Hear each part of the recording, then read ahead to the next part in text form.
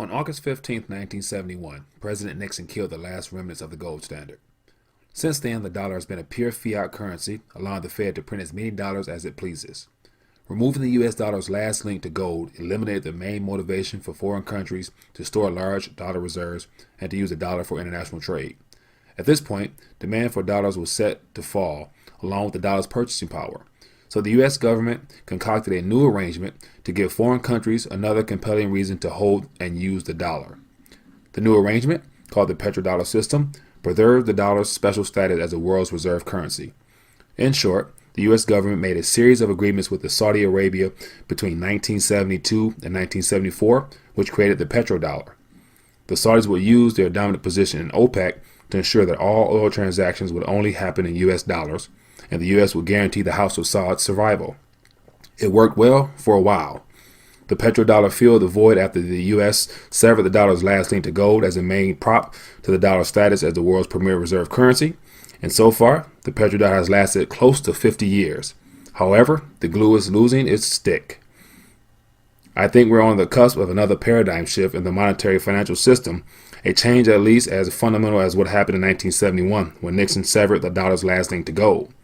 The relationship between Saudi Arabia and the U.S. hit historic lows in 2016. I only expect it to get worse. Trump is the first president since the petrodollar system was enacted to be honestly hostile toward the Saudis. It raises the question, what will fill the void when the petrodollar inevitably dies?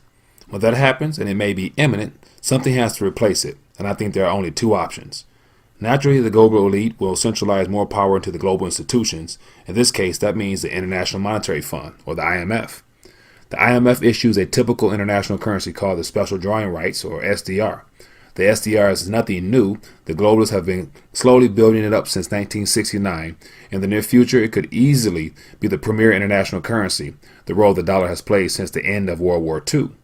The SDR is simply a basket of other fiat currencies. The US dollar makes up 42%, the euro 31%, the Chinese renminbi 11%, and the Japanese yen 8%, as well as the British pound at 8%. It's a fiat currency based on other fiat currencies, a floating abstraction based on other floating abstractions. The SDR is not based upon sound economics or the interests of the common man. It's just another cockamamie invention of the economic witch doctors in the academia and government. The SDR is dangerous. It gives the government, in this case a global government, more power.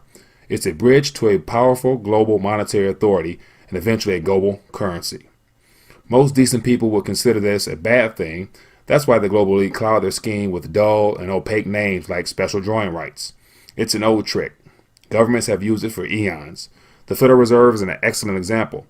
After two failed central banks experiments in the 1800s, anything associated with the central bank became deeply unpopular with the American public. So central banks became advocates, tried a fresh branding strategy rather than call their central bank the third bank of the United States, which was prior were central banks first and second.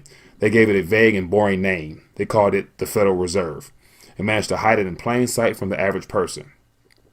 Well, over 100 years now, most Americans don't have the slightest clue what the Federal Reserve is, what it does, or how it's eroded their standard of living. I think the same dynamic is at work with the IMF special drawing right. The breakdown of the petrodollar is a perfect excuse for the globalists to usher in the SDR solution. So that's the first option.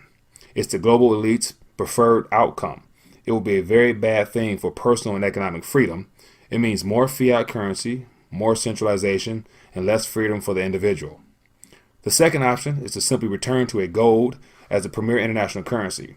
Here's how it could happen. Trump might play along with the globalist schemes, but I doubt it. He's the first president who's openly and sincerely hostile toward globalism.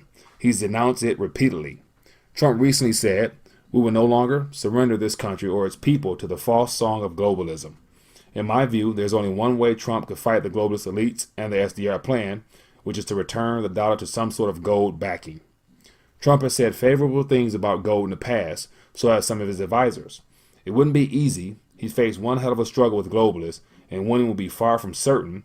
No matter what, the death of the petrodollar is just like the end of dollars linked to gold. Will be very good for the dollar price of gold and gold mining stocks. When Nixon took the dollar off gold in 1971, gold skyrocketed over 23,000%. It shot from $35 per ounce to a high of $850 in 1980. Gold mining stocks did even better. Gold is still bouncing around its lows. Gold mining stocks are still very cheap. I expect returns to be at least as great as they were during the paradigm shift in the international monetary system. All this is what happens after Trump's first few months in office could change everything in sudden and unexpected ways.